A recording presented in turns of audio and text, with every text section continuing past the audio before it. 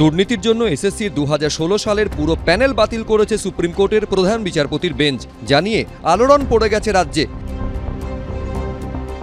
এই প্রেক্ষাপটে চর্চা শুরু হয়েছে আর এক চাকরি বাতিলের রায় নিয়ে। প্রশ্ন উঠছে, কলকাতা হাইকোর্টের সিঙ্গল বেঞ্চ প্রাথমিকে 32,000 চাকরি বাতিলের যে নির্দেশ দিয়েছিল তার কি হবে? এসএসসির মতো প্রাথমিকে নিয়োগের ক্ষেত্রেও ছত্রে ছত্রে দুর্নীতির অভিযোগ উঠেছিল। সিবিআই সূত্রে দাবি, প্রচুর সুপারিশের তথ্য সামনে এসেছে। চাকরি বিক্রির টাকার হিসেব লেখা একের পর এক ডায়েরি উদ্ধার হয়েছে। এমনকি কুন্তল ঘোষ ভুয়ো ইন্টারভিউয়ের ব্যবস্থা করেছিল বলেও দাবি করেছে এজেন্সি। কেন্দ্রীয় এজেন্সি সূত্রে দাবি, প্রাক্তন শিক্ষামন্ত্রী পার্থ চট্টোপাধ্যায় ও প্রাথমিক শিক্ষা পর্ষদের প্রাক্তন সভাপতি মানিক ভট্টাচার্যের প্রত্যক্ষ মদতেই দুর্নীতি হয়েছিল। 2023 সালের 16 মে দুর্নীতির অভিযোগে প্রাথমিকের 32,000 চাকরি বাতিলের নির্দেশ দিয়েছিলেন কলকাতা হাইকোর্টের তৎকালীন বিচারপতি অভিজিৎ গঙ্গোপাধ্যায়। ভয়াবহ পরিস্থিতি হবে, আমি তো বলছি ভয়াবহ।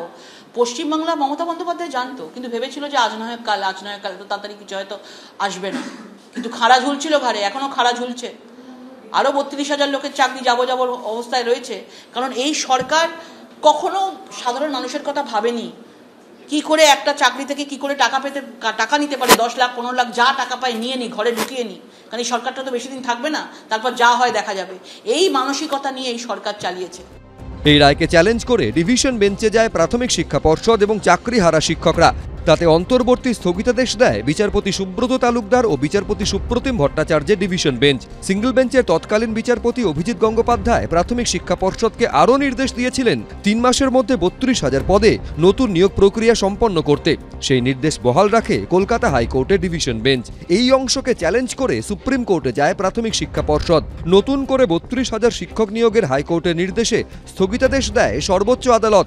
এই মামলা কলকাতা হাইকোর্টে পাঠায় সুপ্রিম কোর্ট। সুপ্রিম কোর্ট ঘুরে এই মামলা যায় বিচারপতি সৌমেন সেনের ডিভিশন বেঞ্চে। কিন্তু সোমবার শুনানির আগে মামলা থেকে সরে দাঁড়ান বিচারপতি সেন। এরপর এই মামলার শুনানি হবে বিচারপতি তপব্রত চক্রবর্তী ডিভিশন বেঞ্চে। বিজেপি রাজ্য, সিপিএম জমানা সব জায়গায় অনিয়ম হয়েছে এবং এখনো যে স্ট্রাকচারটা আছে এটা আমি খুব স্পষ্টভাবে বলতে চাই। তার মধ্যে একদম অতীত থেকে চাকরি করে আসা সিপিএম বা তৃণমূল বিরোধীরা তো রয়েছে।